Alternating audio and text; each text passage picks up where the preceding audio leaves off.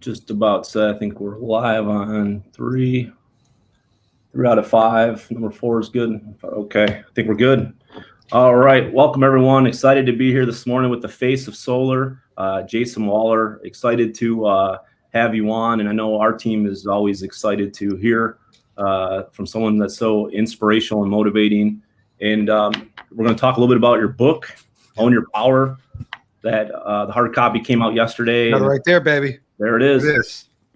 And Jason's going to challenge you to disrupt your limiting beliefs and start believing in your wildest dreams. So thank you for joining us, Jayson, and look forward to you sharing with our team today and everybody else on our platforms. Thanks for having me, Chris. Super excited.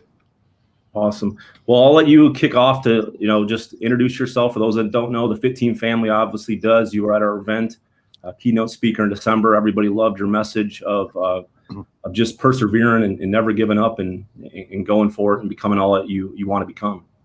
No, I appreciate that. You got a great team there at Fit Team. That was a fun event. You get some great folks there. But I'm Jayson Waller, CEO and founder of Power Home Solar.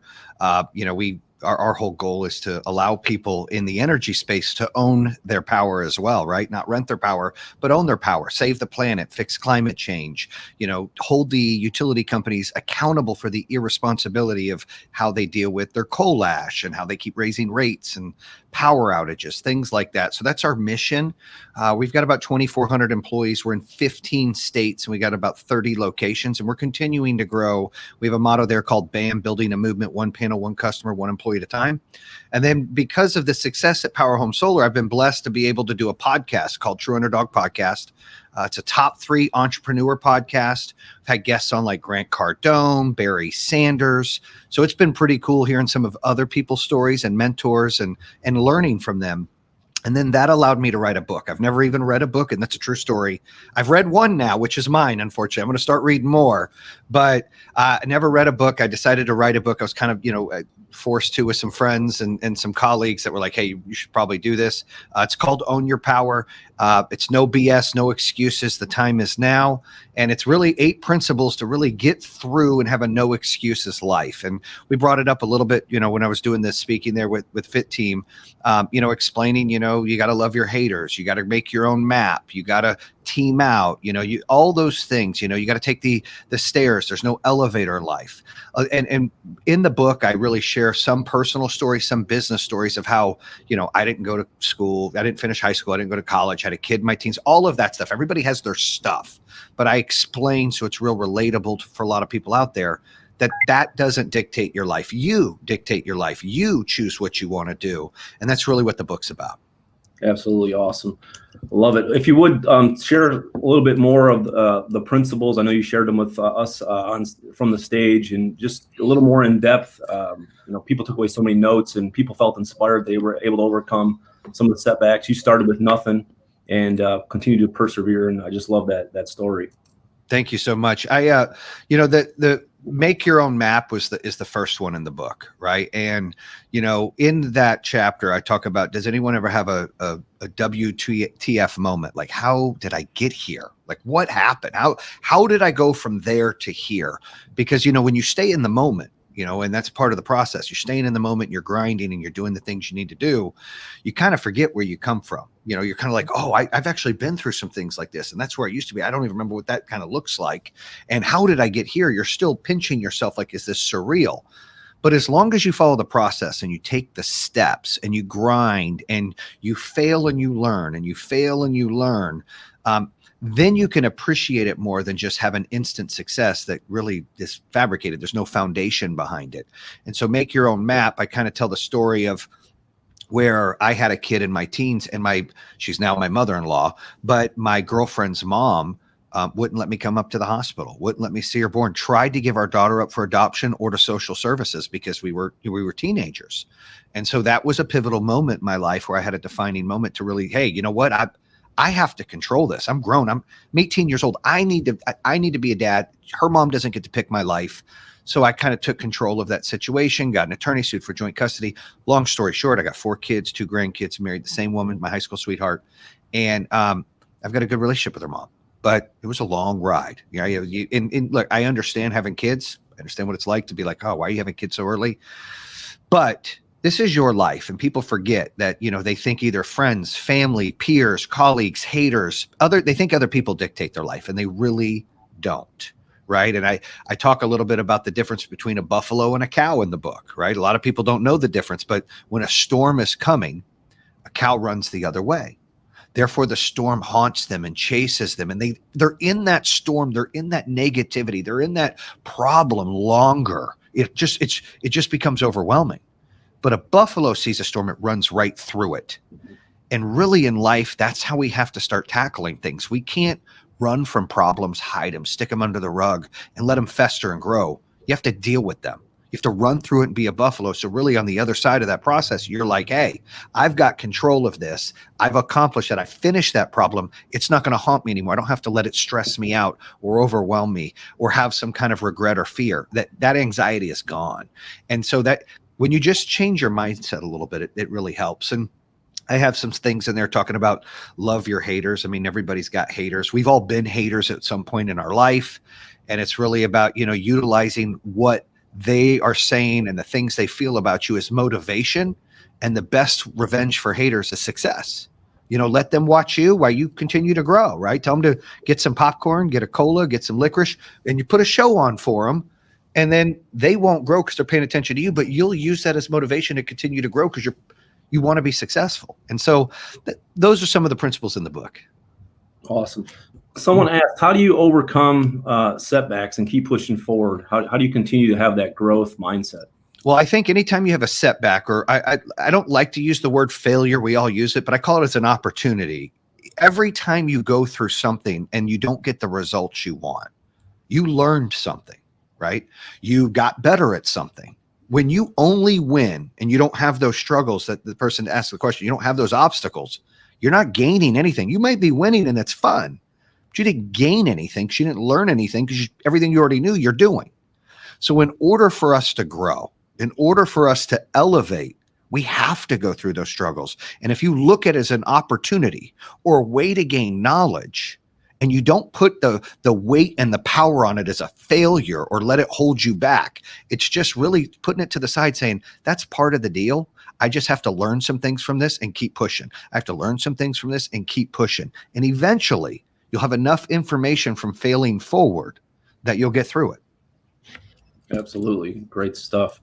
If you haven't done so already, make sure to share this. I know our Fit Team family sharing this, but anybody else that's on, and if you're liking what you're hearing, hopefully you're sharing this with your friends. Let's help them inspire and help everybody become better and grow. Let's see, another question we have here is,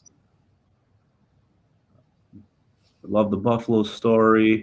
Yeah, shoot some questions and I'll read a couple off here to Jayson. So you have the podcast, you have the book, you have Tedx coming up, you have all these things. I'd like to know what you enjoy the most.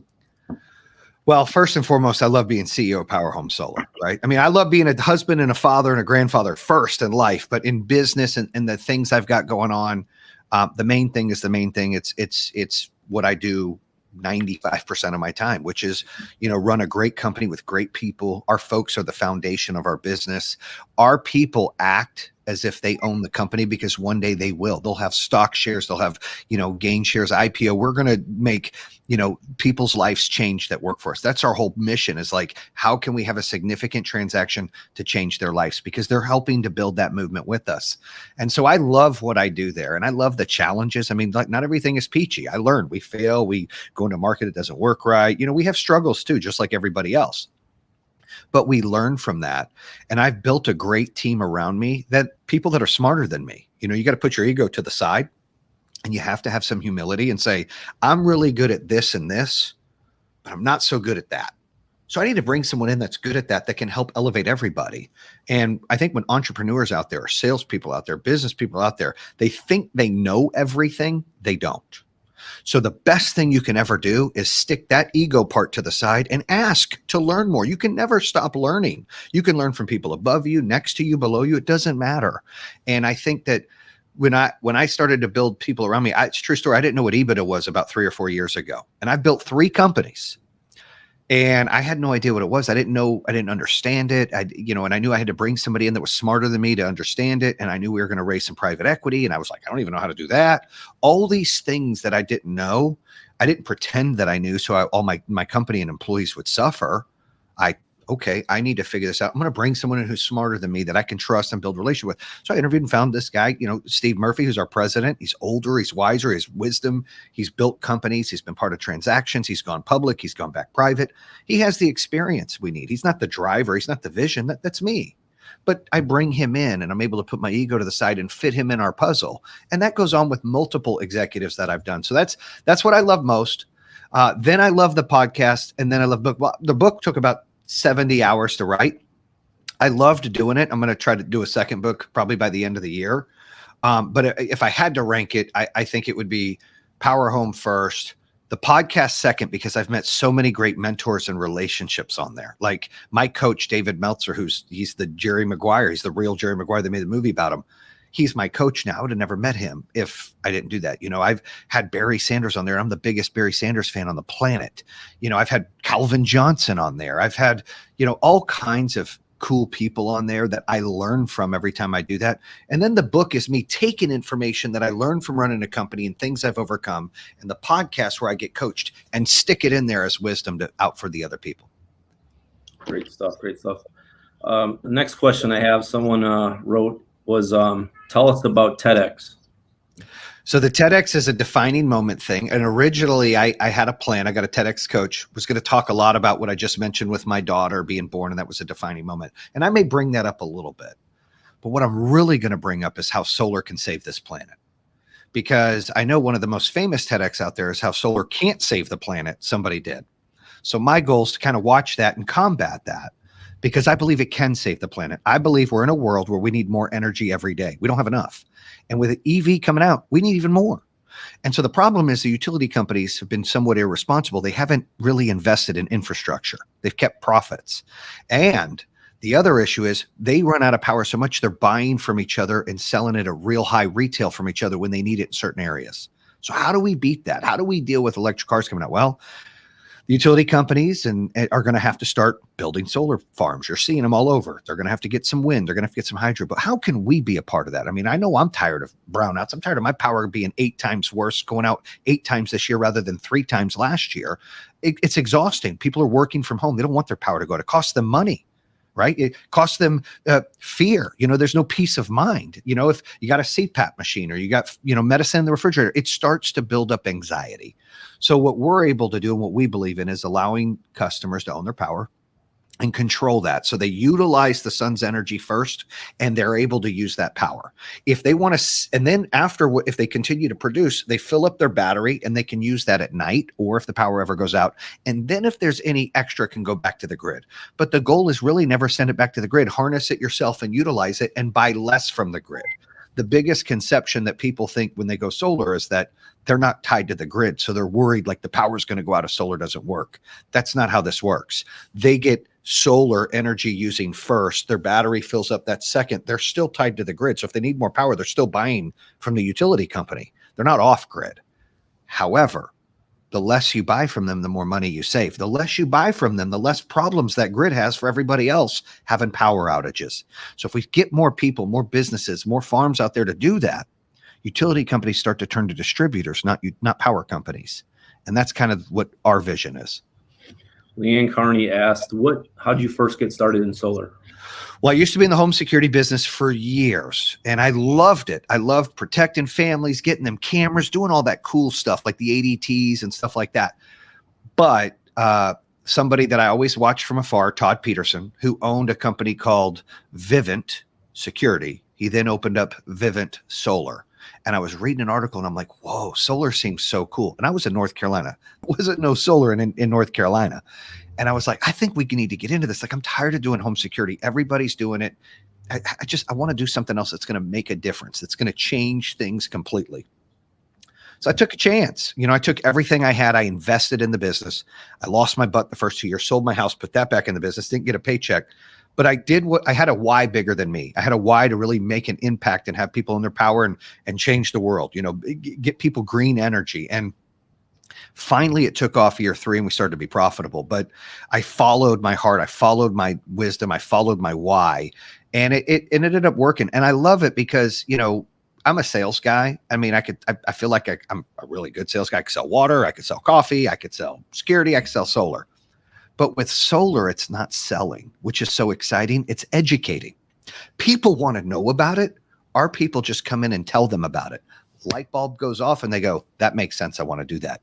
That's what it is. It's 2022. People aren't knocking on doors or telemarketing anymore. Everybody's using social media. Everybody's using digital advertising. People get information immediately. So we as business owners, sales folks, entrepreneurs, we have to be able to utilize technology to really benefit us, to give them the information. So they'll see our ads, they'll fill out a form, then we'll come educate them. And it really works. I love it. Education is so important here at Fit Team as well. If you would, a question we had is, how did you know you were an entrepreneur? So I talk about this in the book. I watched my dad. I was 14 years old. He worked at AT&T, for like 30 years and I think maybe 25 years, and they gave him a package. But he was a blue collar Corning plant guy, third shift, second shift. You're just getting by. My mom worked at a bakery decorating cakes, and then I would help my dad deliver papers at night. And I remember they were shutting down the AT&T Corning plant in Phoenix, Arizona, because that's where I grew up.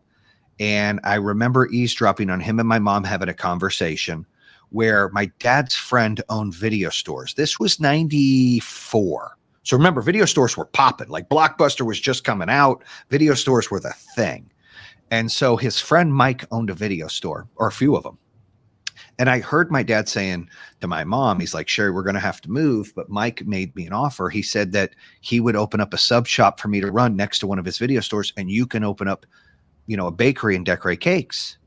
And, I was like listening. I was like, what? And then my mom's like, yeah, but you're, two of the kids have asthma. It's my brother and sister, Jeremy and Jesse. And, you've got 12 years till you can get your pension. They pay you off. Like, I don't know. So then they played it safe. And at 14, I didn't realize that was the case, but no, we're not going to do it. Mike's like, are you sure? I remember him coming to the house. They're like, no, I've got to do the responsible thing. And so they did that. And there's nothing wrong with that. And we moved to North Carolina. We moved to a trailer park, and it was hard. I've never been in a trailer before. I moved to trailer. I was getting made fun of at school. Things started to bother me.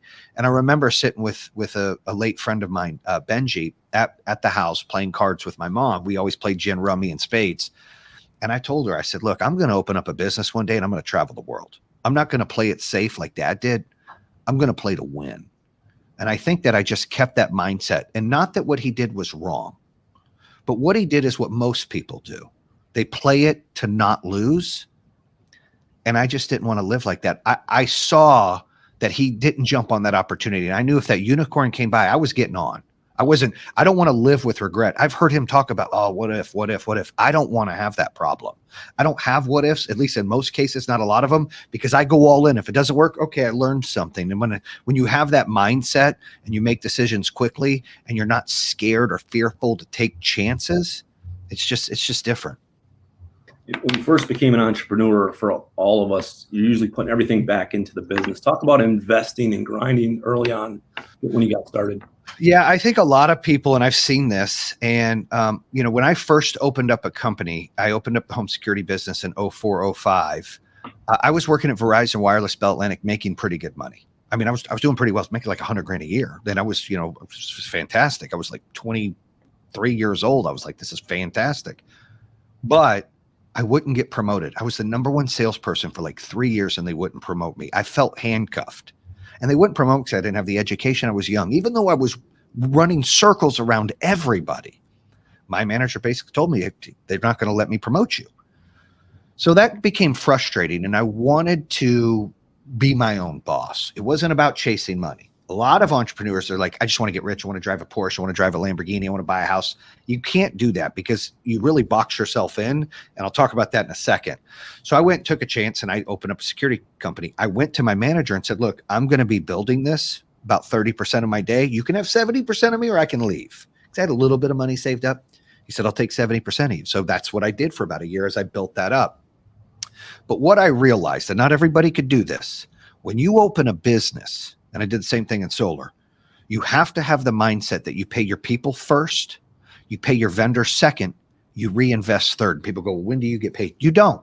You eat ramen noodles, you eat peanut butter and jelly until you build a foundation and that the company can handle a bad week, a bad month, a bad couple months. Then you start paying yourself and it feels good.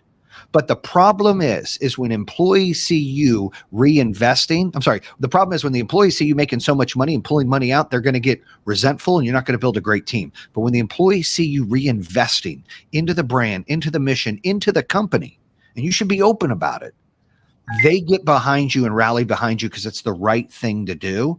And so I think that when you do that, if you follow those three things, your people, your vendors, and then reinvest, it will start to ease up later where you can get something. But it's not about getting rich quick. You don't open a business to get rich. That just happens to be a benefit if the business grows. But a lot of businesses, people aren't rich. They did it for freedom. They did it for time. They did it because they want to impact the world. You have to have a reason you do it, and that makes it more successful. Absolutely. Great stuff. So your book, what else do you want to tell us about our book before we wrap up?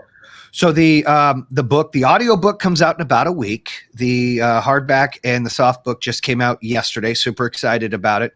I've got a lot of references in there of, some of the people on the podcast, some of the guests I've had. And I tell some of the stories like the Buffalo thing in there. And I hope everybody enjoys the book. You can give feedback on Amazon if you do enjoy the book. But that book's going to lead to another book eventually I'll do, which is how solar can change the world. But that book was just kind of trying to put some information out there to have a no excuse life and a mindset. And then the podcast, tell us where we can find you. True Underdog podcast you can find on Apple Podcasts, Google Podcasts, Spotify, YouTube, everywhere. We're everywhere. We're getting around 2 million downloads now, and it's fun. I've started this whole power play series on how to. So a lot of business owners out there, sales folks out there, entrepreneur, people that are thinking about doing things. You go there, the last few episodes is how do I scale? How do I market? How do I brand? How do I door knock? How do I sell? How do I pitch? So I have a lot of episodes like that where I'm interviewing some integral people in my business, friends, executives that have done the same thing I've done. And we're collaborating and sharing that information. And so it's free knowledge. It's free to download the podcast and subscribe. So it's really free knowledge. Tedx is coming up. Tell us about that.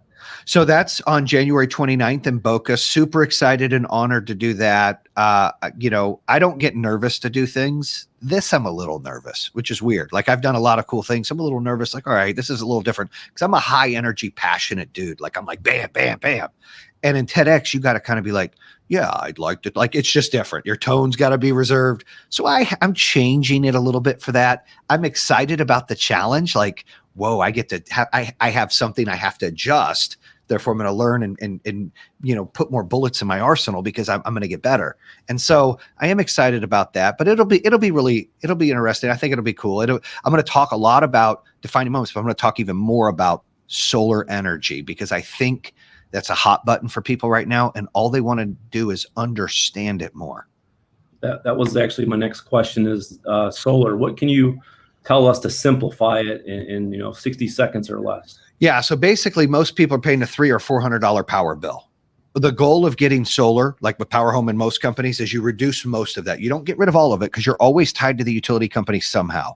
But if we can reduce 80% of that, and you take that 80% savings, your savings, call it $260 out of that $400 bill or whatever it is, $320 out of $400 bill, and then you're able to finance solar and battery and storage for around the same cost. Might be a little bit more, might be a little bit less, depending on your market.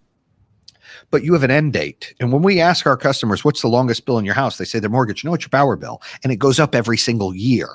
So what we do is we give them a fixed cost and we give them an end date where that power they own. So the difference is they're paying themselves for the power because it's an asset to the company rather than paying the utility company. Awesome. Great stuff. So the last words, anything else you want to say before we wrap up? I appreciate your time today. No, thank you so much for having me on. I would just say that, the biggest impact we can do in life right now is continue to help other people out, elevate people, pay attention to what people need, reach out to old friends, family members. I always try to, I do like my own therapy when I take a shower and I think about who can I reach out to today that I haven't talked to in a while, because that makes a difference. Everybody wants to feel noticed. Everybody wants to feel cared about. Everyone wants to feel needed. And, you know, we all get guilty of being busy and grinding and forgetting to do that. And so my little tip would be, hey, you know, for the next few weeks, why don't you just try to reach out to some folks and make a difference in people's lives? Once again, thanks so much, Jayson, for inspiring us and helping us go for our wildest dreams. Thank you so much, Chris, for having me on. Bam.